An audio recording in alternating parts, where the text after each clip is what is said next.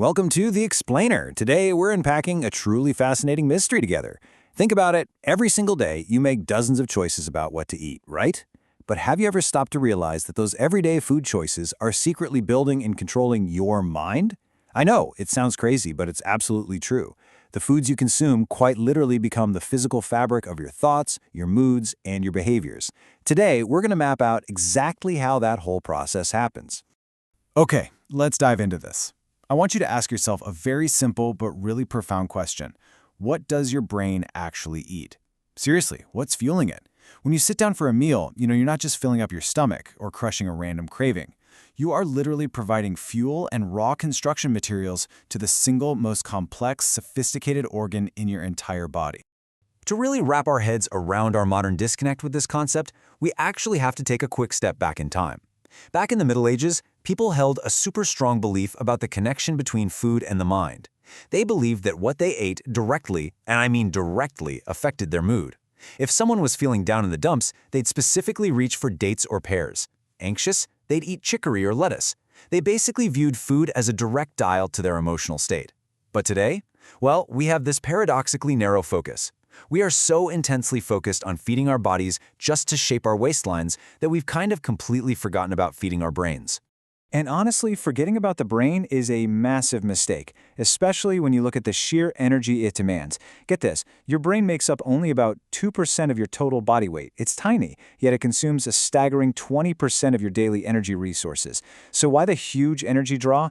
Well, because it works 24 hours a day, nonstop. Even when you're dead asleep, your brain is incredibly active. It's running background processes, storing your memories, and repairing itself. It is, without a doubt, the absolute hungriest organ in your body. Section 1. Building blocks of the mind. Now, what's really interesting about this is if you took a human brain and somehow sucked all the moisture out of it, if you basically dehydrated it, most of the remaining weight would actually come from fats, also known as lipids. In the rest of that brain matter, you'd find a mix of proteins and amino acids, some traces of micronutrients, and glucose. That right there is the recipe of you. And every single one of these components has a distinct, powerful impact on how you function, how you develop, your mood, and your daily energy levels. So, let's start with those fats. Of all the fats in your brain, the absolute superstars are omega-3 and 6. These are essential fatty acids, meaning they must come directly from our diets. Our bodies can't just magically make them out of thin air. By eating omega-rich foods, think nuts, seeds, and fatty fish, you're providing the absolutely crucial materials needed to create and maintain your brain's cell membranes. They've even been linked to preventing degenerative brain conditions, which is a huge deal. On the flip side, long-term consumption of harmful fats, like your trans and saturated fats, that can severely compromise your brain health. Next up in the recipe, we found proteins and amino acids. Sure, these are the building blocks of physical growth, but they also actively manipulate how we feel. Amino acids contain the precursors to neurotransmitters. Those are the chemical messengers that carry signals between your neurons. They literally dictate your mood, your sleep, and how attentive you are. But here's the catch. Getting access to your brain cells is actually pretty tricky, and these amino acids constantly have to compete with each other for limited access.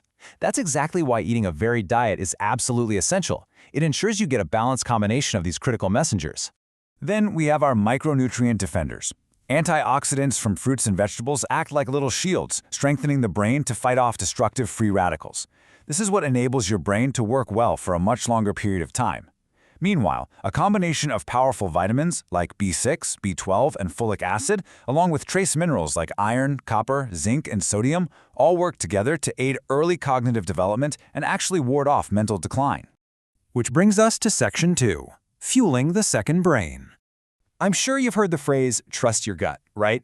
Well, neurologically speaking, there is a whole lot of truth to that.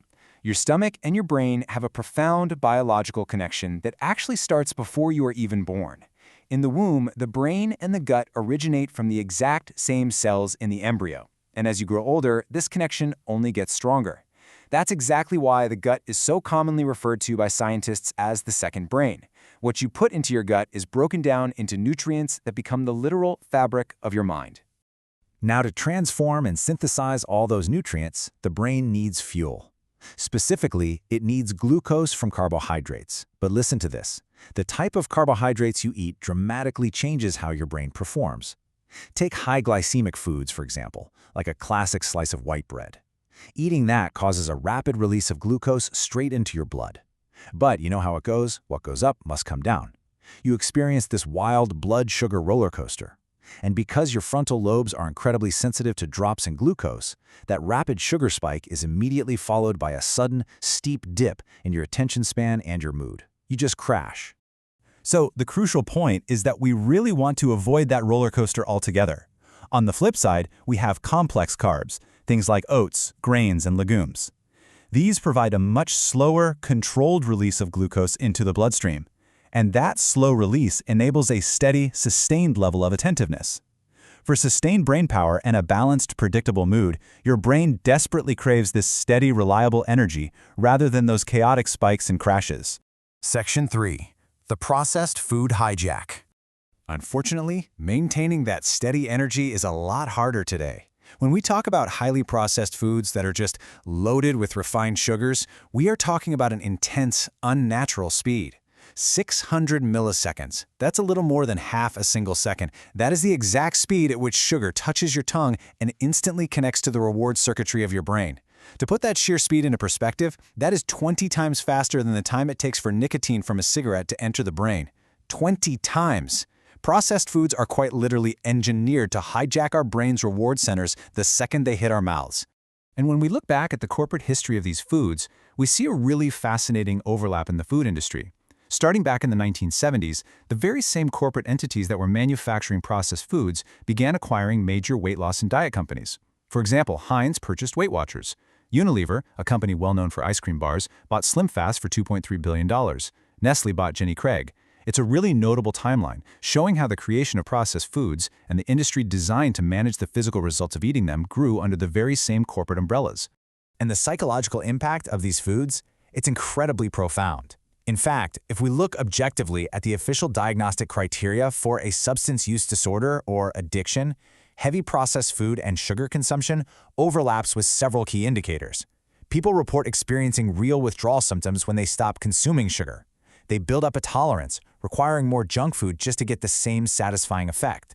They have repeated, unsuccessful attempts to quit, intense cravings, and even resulting psychological issues like depression or anxiety. If you meet enough of these criteria, it paints a very clear picture of just how addictive these modern foods are to our primal brains. Section 4. Feeding your brain's future. But hey, I definitely don't want to leave you feeling helpless here. Consider the projected jump in Alzheimer's cases globally. Today, Alzheimer's disease affects about 46 million people, but by the year 2050, that number is projected to absolutely skyrocket to 130 million people. For the longest time, this just seemed inevitable, chalked up to bad genes and aging. But newer research offers an incredible beacon of hope. It turns out 1/3 of all Alzheimer's cases could be entirely prevented if people simply ate a healthy diet. You actually have far more power over your cognitive decline than anyone previously thought. And this brilliantly illustrates a really powerful metaphor used in modern health science. Genetics load the gun, but lifestyle pulls the trigger. You might have a family history or a genetic predisposition to certain mental declines or mood disorders. But the daily lifestyle choices you make, specifically what you put on your plate every single day, are the ultimate deciding factor. You are largely in control of your long-term cognitive destiny. How cool is that? And the best news of all? It is never too late to start. Your brain possesses this fascinating, incredibly powerful quality known as neuroplasticity. Basically, your brain is plastic. It has the ability to constantly reorganize and retrain itself. Just like you can learn a new language or pick up a new physical skill at any age, you can actively train your brain to prefer healthy foods. You can actually rewire those 600 millisecond reward pathways we talked about. By consistently choosing nutrient-rich foods, you are literally building a better, sharper, more resilient version of yourself. So as we wrap up this explainer, I want to leave you with a direct challenge. The very next time you sit down for a meal, I want you to look at your plate and ask yourself, what will you feed your brain next? Remember, you aren't just filling an empty stomach. You are carefully selecting the amino acids, the essential lipids, and the micronutrients that will dictate how clearly you think, how deeply you sleep, and how genuinely happy you feel tomorrow. You are quite literally choosing the physical fabric of your mind. Make it a masterpiece. Thank you so much for joining me today, and keep feeding your curiosity.